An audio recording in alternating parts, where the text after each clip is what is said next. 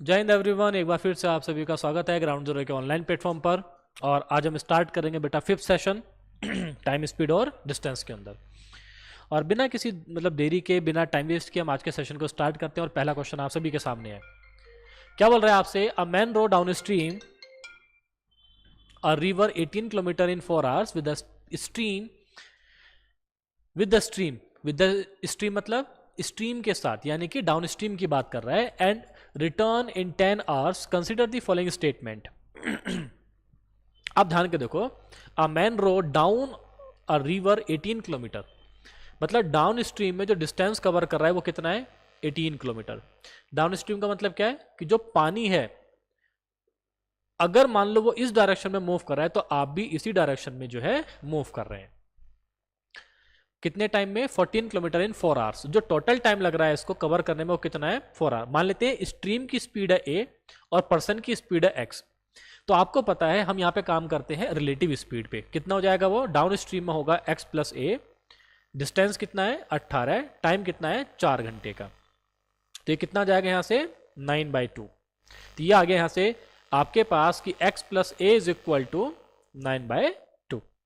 उसने क्या बोला है कि एंड रिटर्न इन 10 आवर। लेकिन जब मैं आया, तो जब मैं आऊंगा, आने में मुझे लगे टोटल 10 घंटे। आने का मतलब क्या हो गया? अब हमारा हो गया अप स्ट्रीम, मतलब मैं फ्लो के अपोजिट मूव कर रहा हूं। और अगर आप फ्लो के अपोजिट मूव करोगे तो आपकी रिलेटिव स्पीड बनेगी x minus a is equal to total distance तो सेम है divided by total time. Time कितना लगा? 10 घंटे। तो कितना जाएगा यहां से? ये 9/5। ठीक है। आपको क्या क्या उसने पूछा है? The speed of the man against the stream is, ठीक है, मतलब आपसे मैन की स्पीड पूछी है। The speed of the man in still water, still water में आपसे पूछा है। ये पूछा है अप स्ट्रीम, ये पूछा है मैन की speed, the speed of the stream, और यहाँ पे आपसे पूछा है ए की वैल्यू। ठीक है। तो पहले काम करते हैं, दोनों को सोल्व कर लेते हैं, इन दोनों इक्वेशन को। पहले क्या करेंगे? इनको ऐड कर देते हैं। अगर आपने दोनों इक्वेशन को ऐड किया तो आपके पास क्या मिलेगा? 2x इज इक्वल टू, नीचे या 9 कॉमन ले लो, यहां से ऐड किया है तो नीचे एलसीएम हो जाएगा 10। 9 बाहर कॉमन ले लेंगे, 2 5 जा 10, 5 2 जा 10। तो यहां से 2x इज इक्वल टू कितना जाएगा? 7 9 जा 63 डिवाइडेड बाय 10। तो x की वैल्यू कितना जाएगा यहाँ से? तो 10 से डिवाइड कर दो, 6.3, 2 3 जा 6, 2 1 जा 2, 2 5 जा 10। तो x की स्पीड कितना आएगा? 3.15 किलोमीटर पर। x मतलब ये मैन की स्पीड।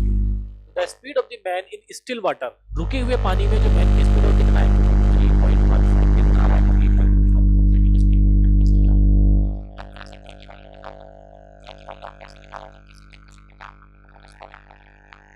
का मतलब कितना है? 4.5। x प्लस a, आपको a की वैल्यू निकालना है।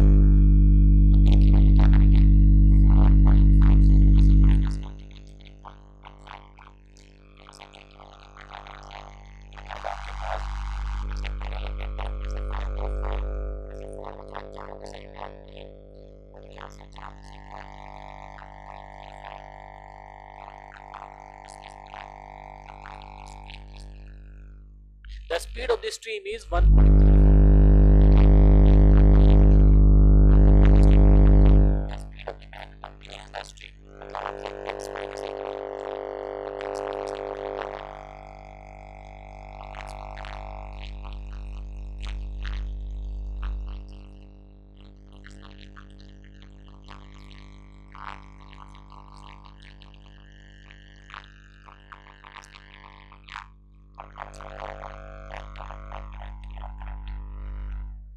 क्लियर है?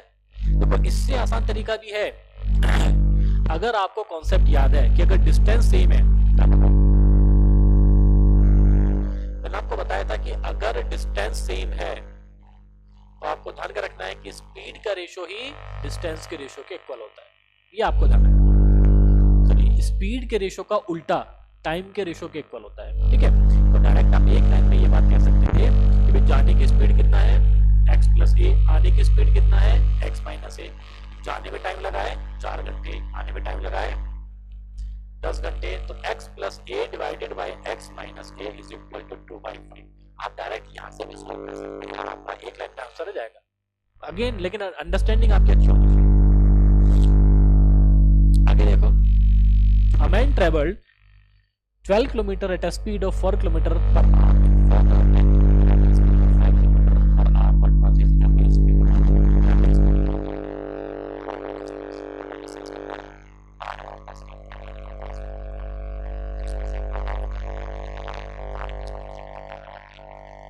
10 को चलाए 5 की स्पीड से, टाइम लगा 2 घंटे। टोटल डिस्टेंस 5, टोटल टाइम 5, तो 5 चौक 20, 5 चौक 20, 4.4 किलोमीटर पर आवर। आपका आंसर क्या है? That is 25। आगे चेक करो, मतलब अगला क्वेश्चन सोल्व करो। A train moving with a speed of 60 km per hour crosses an electric pole in 30 seconds. What is the length of the train? इससे आसान क्वेश्चन आपको सीक्वेंस मिलेगी। आपको पता है जब कोई भी ट्रेन किसी पर्सन पोल किसी ऐसी बॉडी को कवर करती है जिसकी स्पीड नेग्लिजिबल हम मान सकते हैं, तो जब उसको वो क्रॉस करेगी तो जो डिस्टेंस कवर्ड होती है वो अपनी लेंथ के बराबर है। स्पीड कितना है आपको दे रखा है 60 किलोमीटर पर आवर ट्रेन की स्पीड, तो डिस्टेंस कितना करेगी वो कवर अपने लेंथ के बराबर। टाइम कितना लग रहा है इसको 30 सेकंड। ये सेकंड में है, ये है किलोमीटर पर आवर में, तो मीटर पर सेकंड में लाने के लिए 5/18 से मल्टीप्लाई कर देंगे। 6 तिया 18, 6 ढाई 7, 3 से कितनी बार गया 10 बार गया, तो एल की वैल्यू कितना आ गया यहाँ से 500 मीटर। क्योंकि आपको ऑप्शन ध्यान रखना है किसकी फॉर्म में दे रखे हैं, आपको ऑप्शन दे रखे हैं मीटर की फॉर्म में, तो आपका आंसर कितना जाएगा यहाँ से 40।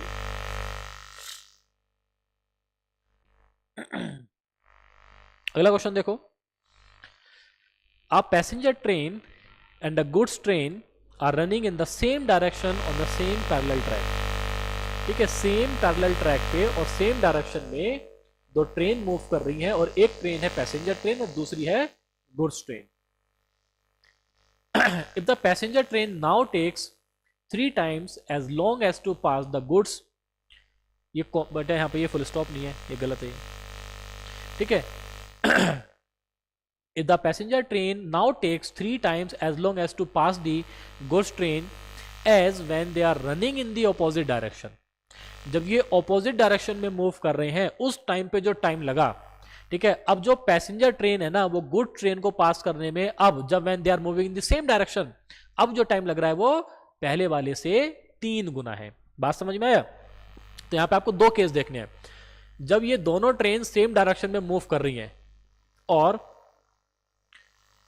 जब ये दोनों ट्रेन ऑपोजिट डायरेक्शन में मूव कर रही है, मान लेते हैं ऑपोजिट डायरेक्शन में मूव करने में इन्होंने टाइम लिया एक दूसरे को पार करने में टी, तो जब ये सेम डायरेक्शन में मूव कर रही है ना, तो पैसेंजर ट्रेन गुड ट्रेन को पार करने में जो टाइम लेगी वो पहले वाले के 3 गुना है, यानी कि 3t। ये आपको ध्यान में रखना है। Then what is the ratio of the speed of the passenger train to that of goods train? आपको याद कर रखना है, आपसे स्पीड का रेशियो पूछा है पैसेंजर ट्रेन का और गुड्स ट्रेन का। देखो डिस्टेंस कैसी है, बराबर ही होगी, क्योंकि भाई अगर उनकी मैं लेंथ की बात करूं तो लेंथ कैसी है, दोनों की अलग अलग है। मान लेते हैं पैसेंजर की लेंथ है L1 और गुड्स की लेंथ है L2। डिस्टेंस कैसी है, सेम हो जाएगा L1 प्लस L2। अगर डिस्टेंस सेम है तो स्पीड का रेशियो हमेशा, स्पीड का रेशियो जो होता है अगर डिस्टेंस बराबर होती है तो उनके टाइम के रेशियो के उल्टे के इक्वल होता है। एक तरीका तो ये था, पर बिल्कुल बेसिक से सॉल्व करते हैं। भाई जब ये सेम डायरेक्शन में मूव कर रही हैं तो टाइम कितना लगा 3 time. Time is equal to क्या होता है, जब एक दूसरे को पार करेंगी तो डिस्टेंस कवर्ड अपनी लेंथ के इक्वल। ओके, यहाँ पे हमें स्पीड भी नहीं दे रखी है ना, अच्छा ठीक है। अच्छा स्पीड का रेशियो आपसे पूछा है तो मैं कह दूंगा यहाँ पे, मान लेते हैं पैसेंजर ट्रेन की स्पीड x है और गुड ट्रेन की स्पीड कितना है y, लेकिन सेम डायरेक्शन में है तो माइनस। और जब वो अपोजिट डायरेक्शन में मूव कर रहे हैं तो L1 प्लस L2 जो कि ये टाइम लगा आपको t, तब यहाँ पे इसकी वैल्यू कितना है x प्लस वाई, क्योंकि ऑपोजिट डायरेक्शन में स्पीड ऐड हो जाएगी, सेम डायरेक्शन में स्पीड माइनस करेंगे, क्योंकि पैसेंजर ट्रेन पार कर रही है गुड्स ट्रेन को। इसका मतलब क्या है कि पैसेंजर ट्रेन की स्पीड ज्यादा है और जो गुड्स ट्रेन है उसकी स्पीड कम है। बस यहाँ पे दोनों को क्या करो, डिवाइड कर दो, तो यहाँ से L1 प्लस L2 की वैल्यू डाल दो। या तो मैं L1 प्लस L2 की वैल्यू डालूंगा, यहाँ पे उठा के डालूंगा तो कितना जाएगा देखो, तो t is equal to x minus y into 3 times of t divided by x plus y. ठीक है, तो टी से टी क्या हो जाएगा, यहाँ से कैंसिल आउट हो जाएगा। और अगर टी से टी यहाँ पे कैंसिल आउट हो गया, मैं फिर बोल रहा हूँ बेटा इतना लंबा सोल्व करने की जरूरत आपको नहीं है, आप डायरेक्ट इस स्टेटमेंट पे आ सकते हैं जो मैंने अभी आपको लिखवाया था। मैंने आपको बताया था स्टार्टिंग में भी, अगर डिस्टेंस बराबर है तो उनकी स्पीड का रेशो ही का उल्टा डिस्टेंस के रेशो के सॉरी टाइम के रेशो के इक्वल होता है। डिस्टेंस कैसा है, बराबर, तो जाने की स्पीड मतलब पहले स्पीड कितना हो जाएगा, अगर सेम डायरेक्शन में है तो माइनस, ऑपोजिट डायरेक्शन में है तो प्लस, इज इक्वल टू ये वाली इक्वेशन। तो डायरेक्ट आप इस वाली स्टेटमेंट पे भी आ सकते हैं, आपको इतना लंबा सॉल्व करने की जरूरत नहीं एग्जाम में, बट अगेन आपके अंडरस्टैंडिंग के ऊपर डिपेंड है। अगर आपने क्लास में इस तरीके से सीखा है तो आपको इतना टाइम वेस्ट करने की एग्जाम में जरूरत नहीं है, लेकिन मैं आपको बेसिक्स इसलिए बता रहा हूं ताकि आपके कॉन्सेप्ट और अच्छे हो जाए। तो x प्लस वाई यहां से सोल्व कर देंगे, इंप्लाइज दैट, तो बेटा x plus y is equal to 3x minus 3y। तो x को इधर लेके जाएंगे, y को इधर लेके जाएंगे, तो कितना बचेगा, तो 2x is equal to 4y। तो x अपॉन y की वैल्यू कितना हो गया, 2/1, that is your answer alpha. ठीक है, क्वेश्चन को एक बार देखो ध्यान से कि हमने किस तरीके से अप्रोच किया है, किस तरीके से हमने सोल्व किया है। अगला क्वेश्चन देखो, A man can row at a speed of x kilometre per our in still water. Still water में मूव कर रहा है, मतलब ये बोट की स्पीड है, ये उस पर्सन की स्पीड है। ठीक है, मान लेते हैं ये पॉइंट है P और Q। ठीक है, एक मैन है जो बेटा रो कर रहा है, मतलब उसकी बोट की स्पीड या उसकी स्पीड कितना है, x kilometre per hour. If in a stream which is flowing at a speed of y kilometre per hour, और जो पानी की स्पीड है, ठीक है, पानी की स्पीड है y kilometre per hour, it take him z to row to a place and back. मतलब जाने में और आने में जो टोटल टाइम लगा, तो देखो डिस्टेंस तो बराबर ही है, डिस्टेंस कितना है इनके बीच में, d है, जाने में टाइम लगा t1। तो मान लेते हैं कि जो पानी है ना वो इसी डायरेक्शन में मूव कर रहा है, तो जाने का टाइम मतलब डाउन स्ट्रीम, आने का टाइम मतलब अप स्ट्रीम, तो आने में टाइम लगा उसको t2। तो अब मुझे बताओ, तो t1 प्लस t2 की वैल्यू आपको दे रखी है z आवर्स, कि भाई टोटल आने और जाने का टाइम कितना है, z आवर्स। आप खुद देख लो बेटा, आराम से सोल्व हो जाएगा। जाने का टाइम कितना है, तो जाने का डिस्टेंस है d, स्पीड कितना है x, आने का टाइम कितना है, डिस्टेंस तो d है, सॉरी कि हम बोट की तो बात कर रहे हैं बेटा, तो यहां से स्पीड कितना जाएगा, time is equal to distance upon speed. Speed जाने का मतलब कितना है, डाउन स्ट्रीम, आने का मतलब कितना हो जाएगा, अप स्ट्रीम। यहां पे वैल्यूज को पुट कर दो, तो d आपको कॉमन दिख रहा है, 1/x plus a plus 1/x minus a is equal to कितना जाएगा, यहां से z आ जाएगा, और यहां से सॉल्व करेंगे तो ये बनेगा x minus a plus x plus a divided by a plus b a minus b, तो a square minus b square is equal to z, a से a कैंसिल आउट हो जाएगा, तो twice of x into d divided by x square minus a square is equal to z। आपसे d पूछा है तो d की value क्या जाएगा, z times of x square minus a square divided by 2x आपका आंसर। तो कौन सा आपको आंसर दिख रहा है यहां से, अच्छा ए थोड़ी ना यहाँ पे, ओके ये बेटा ये y है, थोड़ा सा हमने बस ये गलती कर दिया, हमने y मान लिया, तो आपको a की जगह बस y पुट करना है। ठीक है, क्योंकि आपको वहां पे y दे रखा है, हम हमेशा y मानते हैं ना, तो इसलिए ये कंफ्यूजन हो गया है। तो ये क्या जाएगा यहां से, तो z times of x square minus y square upon 2x, that is bravo answer. बात क्लियर है यहां तक। अगला क्वेश्चन देखो, A car has an average speed of 60 km per hour while going from Delhi to Agra and has an average speed of y km per hour while returning to Delhi from Agra by traveling the same distance। ना भी कहता तो आपको पता है। If the average speed of the car for the whole journey is 48 km per hour, then what is the value of y? देखो अगर बराबर दूरी है, अगर दो बराबर दूरी डिस्टेंस कवर कर रहा है, ए से बी जाने में और फिर बी से ए आने में, तो एवरेज स्पीड क्या होती है, अगर जाने की स्पीड x है, आने की स्पीड y है, तो आपकी एवरेज स्पीड होती है twice of x into y upon x plus y when the distance is same. तो ओवरऑल स्पीड आपको दे रखा है 48 किलोमीटर पर आवर, जाने की स्पीड कितना है 60, आने की स्पीड y दे रखा है, ये आपको निकालना है। तो 60, तो 2xy upon x plus Y कितनी बार जाएगा ये? 24 बार जाएगा। और यहाँ से 6 चौक 24, 6 धाई और फिर 2 दूनी 4, 2 पंजे 10, तो 2 का मतलब 120, 2 से मल्टीप्लाई करेंगे। 2y is equal to 5y, तो 3y इज इक्वल टू 120, तो y की वैल्यू कितना जाएगा यहाँ से? 40 किलोमीटर पर आवर, यानी कि चार्ली आपका आंसर हो जाएगा। देख रहे हो ना, हर 2 से 3 एग्जाम के बाद देखो कितने आसान आसान क्वेश्चन आपको दे रखे हैं। क्या बोल रहा है आपसे इसमें? A train 100 metre long passes a platform 100 metre long in 10 second. एक ट्रेन है जिसकी लेंथ कितना है? 100 मीटर। ये पार कर रही है एक प्लेटफॉर्म को, और उस प्लेटफॉर्म की लेंथ भी कितना है? 100 मीटर 10 सेकेंड में। ठीक है, the speed of the train is, तो स्पीड किसके इक्वल होती है? डिस्टेंस। जब कोई भी ट्रेन किसी प्लेटफॉर्म को या दूसरी ट्रेन को पार करती है तो डिस्टेंस कवर करेगी अपने लेंथ के और प्लेटफॉर्म के लेंथ के सम के बराबर। तो टोटल टाइम कितना हो जाए? टोटल डिस्टेंस हो जाएगा 200 मीटर। टाइम कितना ले रहा है? 10 सेकेंड। तो ट्रेन की स्पीड आ जाएगा 20 मीटर पर सेकेंड, लेकिन ऑप्शन देखो सारे के सारे किलोमीटर पर आवर में। तो 18/5 से मल्टीप्लाई कर देंगे, किस में आ जाएगा? किलोमीटर में आ जाएगा। तो 5 चौक 20, 18 चौक, तो 72 किलोमीटर पर आवर आपका answer, that is delta. Unit का मतलब खासकर आप ध्यान रखा करो एग्जाम के अंदर कि भाई यूनिट सेम है और या फिर नहीं है, क्योंकि यूनिट आपकी हमेशा सेम होनी चाहिए। A cyclist cover his first 20 kilometer at an average speed of 40, another 10 kilometer at an average speed of 10, and the last 30 at an average speed of 40 kilometre per our. Average speed आपसे पूछा entire journey की, तो direct average speed क्या होता है? अगर distance बराबर होती तो हमारे पास एक फॉर्मूला है, नहीं भी याद आपको फॉर्मूला, तो टोटल डिस्टेंस कितनी है? तो 20 किलोमीटर, 10 किलोमीटर और 30 किलोमीटर, कितना हो गया? टोटल हो गया 60 किलोमीटर। अब इस 60 किलोमीटर को आपने कैसे कैसे कवर किया है वो देखो। तो हमने पहले 20 को कवर किया है 40 की स्पीड से, तो टाइम कितना लगा? आधा घंटा।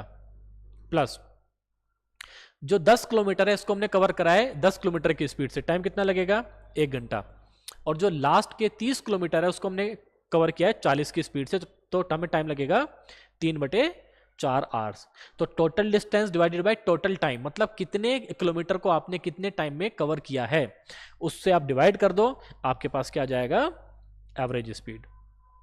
यहां पे एलसीएम लेंगे, एलसीएम कितना जाएगा? 4, तो 2 2 जा 4, 4 और यहां से 3, तो 4 ऊपर चला जाएगा, तो 60 इंटू 4 डिवाइडेड बाय 4 3 7 2 9, तो यहां से एवरेज स्पीड की वैल्यू कितना हो गया? 240 divided by 9 which is equal to, तो 9 दूनी 18, कितना जाएगा? 6 60, तो 9 6 54, क्या बचा दोबारा से? 6 बचा। तो 26 पॉइंट किस में दिख रहा है आपको? ब्रावो में आपका आंसर। आपको उसके आगे सोल्व भी नहीं करना है। अगर 26 पॉइंट समथिंग वाले 2 ऑप्शन होते तो आप आगे जाके उसको सोल्व करते, लेकिन 26 पॉइंट वाला एक ही ऑप्शन है, आपको टाइम वेस्ट नहीं करना है यहाँ पे आगे उसको डिवाइड करने में। आंसर टिक करो, आगे बढ़ जाओ। देख रहे हो ना, रेस वाले क्वेश्चन आपको हमेशा दिख रहे हैं। हर 2 से 3 एग्जाम के बाद आपको एक रेस वाला क्वेश्चन दिख रहा है, और ये अच्छे क्वेश्चन होते हैं।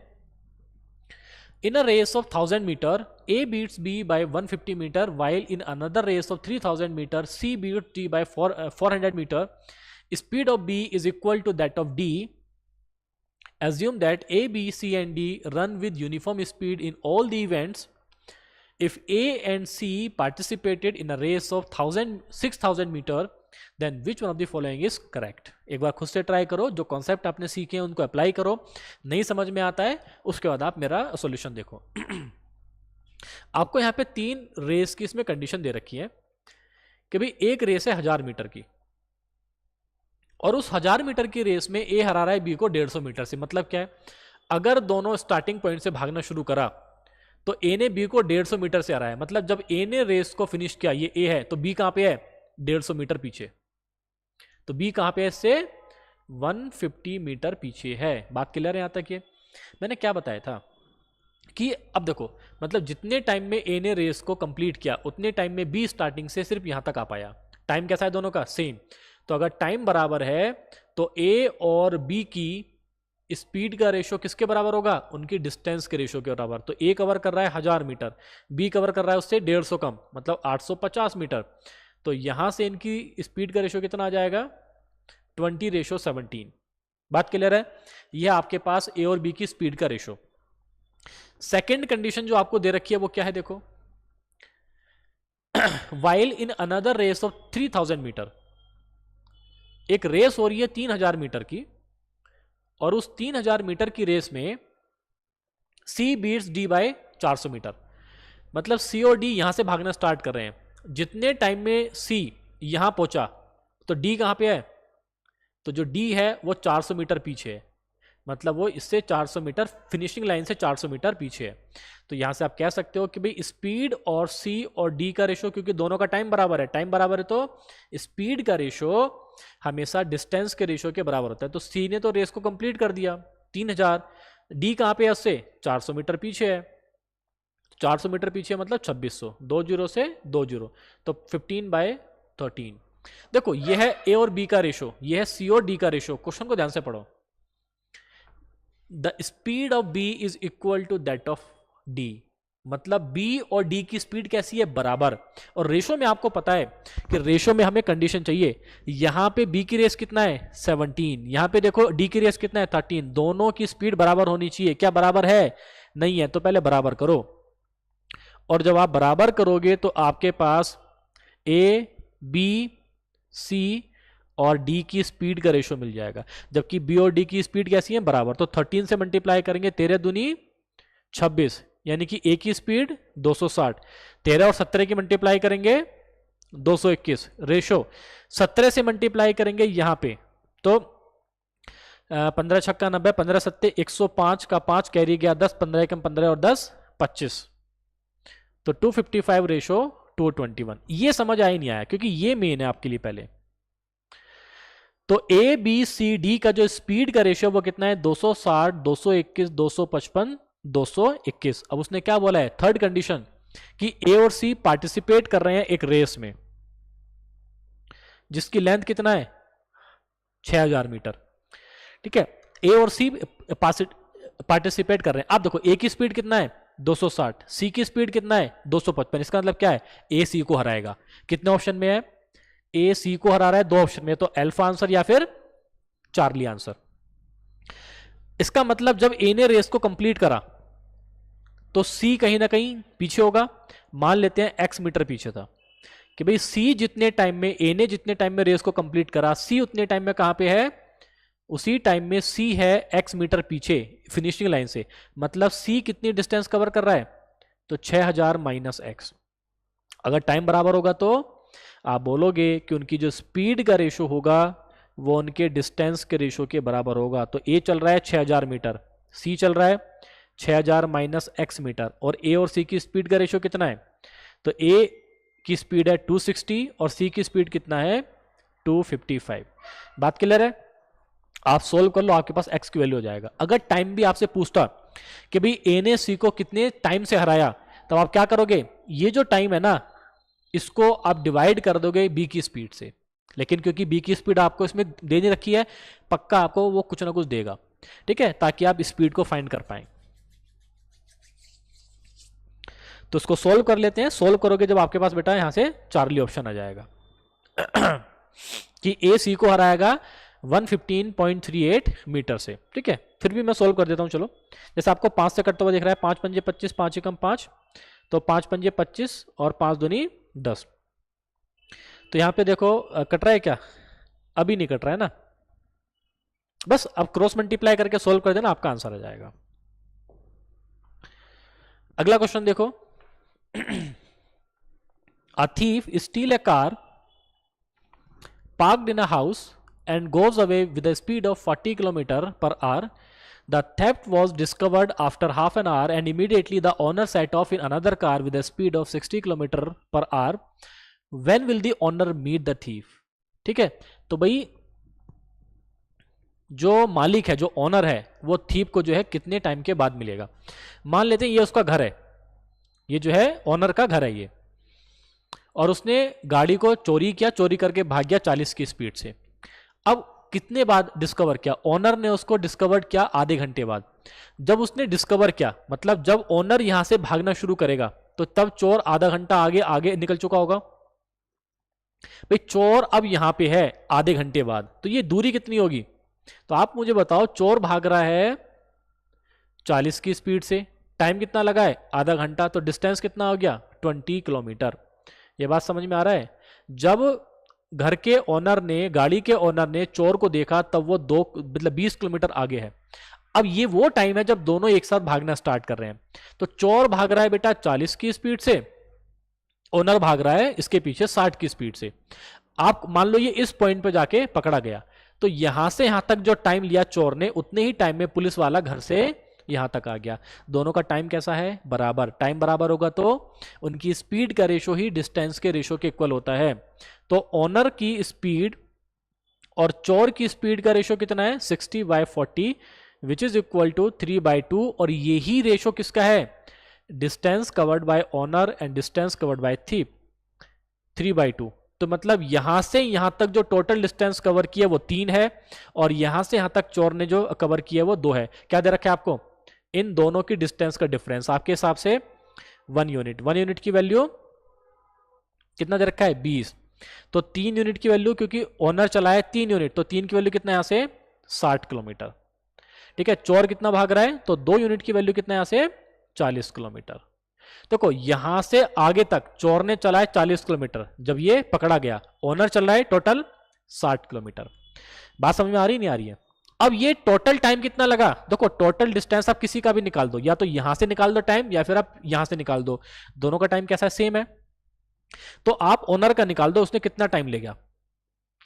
ठीक है, टाइम टेकन मतलब जब चोर पकड़ा गया तो कितने टाइम के बाद जो है वो पकड़ा गया। अगर मैं स्टार्टिंग से देख रहा हूं, ओनर से अगर मैं चेक कर रहा हूं, तो डिस्टेंस कितना कवर किया है भाई? टोटल है डिस्टेंस 60 किलोमीटर ओनर ने, स्पीड कितना है उसकी?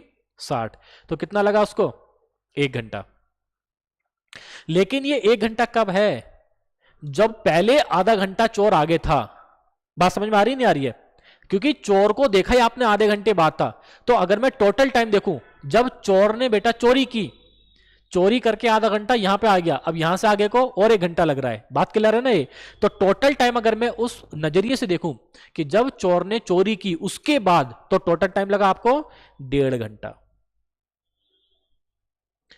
ये 1 घंटा कौन सा है? जब बेटा घर के ओनर ने चोर को डिस्कवर कर लिया उसके बाद उसको लगा 1 घंटा। लेकिन टोटल टाइम अगर मैं देखूं जब से चोर ने चोरी की है, टोटल टाइम लगा मुझे 1.5 घंटा। अब देखते हैं यहां से क्वेश्चन किस तरीके से दे रखा है। 55 तो होगा नहीं, 60 वाले ऑप्शन देख लो, क्योंकि टोटल डिस्टेंस जो कवर किया है ऑनर ने वो है 60 किलोमीटर। वो किस ऑप्शन में है? 2 ऑप्शन में है। 60 kilometre from the owner house and 1.5 hours after the theft. ठीक है, मतलब चोरी के 1.5 घंटे बाद, ध्यान रखना। तो चोरी कब हुई है? आधा घंटा पहले, देखने के बाद। डिस्कवर की बात नहीं कर रहा है, क्योंकि जब मतलब जब ओनर ने चोर को डिस्कवर किया उसके बाद उसको लग रहा है सिर्फ 1 घंटा। डिस्कवर के बाद लग रहा है 1 घंटा, लेकिन जब चोरी हुई, चोरी के बाद लग रहा है उसको 1.5 घंटा। तो इसीलिए आपका आंसर क्या है यहां पे? ब्रावो। रखना 1.5 hours after the discovery of the theft, नहीं ये गलत हो जाएगा। डिस्कवरी के बाद आपको 1 घंटा लग रहा है। मतलब आपको ना लैंग्वेज को थोड़ा सा ध्यान से पढ़ना है और समझना है। अगला क्वेश्चन देखो। 3 cars A, B and C started from a point at 5 p.m., 6 p.m. and 7 p.m. respectively and traveled at uniform speed of 60 km per hour, 80 and x respectively in the same direction. If all the 3 meet at another point at the same instant during their journey, then what is the value of x? अच्छा देखो, 3 car हैं जो यहां से चलना start हो रही हैं। सबसे पहले कौन चला है? 5 बजे। उसके अगले बार 6 बजे। आप मुझे बताओ, जब ये बस, ये ट्रेन, कुछ भी है, ये कार है, जब ये दूसरी कार 6 बजे यहां से बेटा चलना स्टार्ट करेगी, तो ए कार कुछ आगे आ चुकी होगी ना।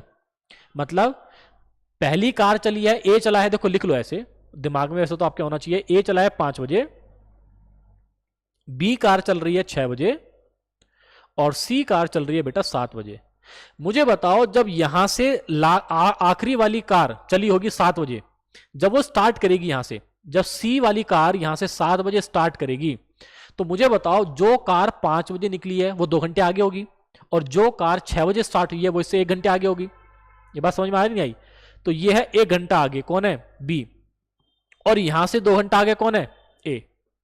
क्योंकि ये चली थी 5 बजे, ये चली है 6 बजे, और ये चली है 7 बजे। बात क्लियर है? क्योंकि हमने स्टार्टिंग पॉइंट से काम करना है, तो जब स्टार्टिंग पॉइंट से आखिरी वाली कार स्टार्ट करेगी तब बी वाली कार उससे 1 घंटा आगे होगी, और ए कार यहां से स्टार्टिंग पॉइंट से 2 घंटा आगे होगी। यहां तक कोई दिक्कत किसी को? अगर यहां तक कोई दिक्कत नहीं तो देखो, ए की स्पीड कितना है? 60। तो मुझे बता दो बेटा 2 घंटे में टोटल तो distance covered by a is equal to speed into time कितना है? टोटल 2 घंटे का स्टार्टिंग पॉइंट से। तो स्टार्टिंग पॉइंट से कितना आ गया है वो? 120 किलोमीटर। मतलब आप कह सकते हो कि यहां से यहां की दूरी कितना है? 120। Distance covered by b, b की स्पीड कितना है? 80। टाइम कितना है? 1 घंटा। तो डिस्टेंस कितनी कवर कर रहा है वो? 80 किलोमीटर। तो यानी कि जब सी चलना स्टार्ट करेगा स्टार्टिंग पॉइंट से, तो बी कहां पे है इससे? 80 किलोमीटर आगे। तो यहां के इन दोनों के बीच की दूरी कितना है? 40 किलोमीटर। ये समझ आया नहीं आया? क्योंकि ये समझ आ गया तो क्वेश्चन आपके लिए आसान हो गया। उसने बोला है कि अपनी जर्नी में किसी पॉइंट ऑफ इंस्टेंट पे वो तीनों एक साथ मिले। मान लेते हैं यहां पे तीनों एक साथ आके मिले। इसका मतलब क्या है? अब ये वो टाइम है इसके बाद से जब तीनों एक साथ भागना स्टार्ट कर रहे हैं। तो जितने टाइम में ए यहां से यहां तक आया, उतने ही टाइम में बी यहां से यहां तक आया, और उतने ही टाइम में सी यहां से यहां तक आया, क्योंकि तीनों मीट कर रहे हैं। तो इस पॉइंट पे जब तीनों ने मीट करा तो टाइम कैसा है? तीनों का बराबर। क्योंकि 7 बजे के बाद ये वो टाइम है जब तीनों कार एक साथ मूव कर रही हैं। तीनों का टाइम बराबर है। टाइम बराबर होता है तो उनके स्पीड का रेशो हमेशा उनके डिस्टेंस के रेशो के बराबर आता है। तो मुझे सी की स्पीड निकालनी है। सी की स्पीड है एक्स। किसी से भी काम कर लो, ठीक है?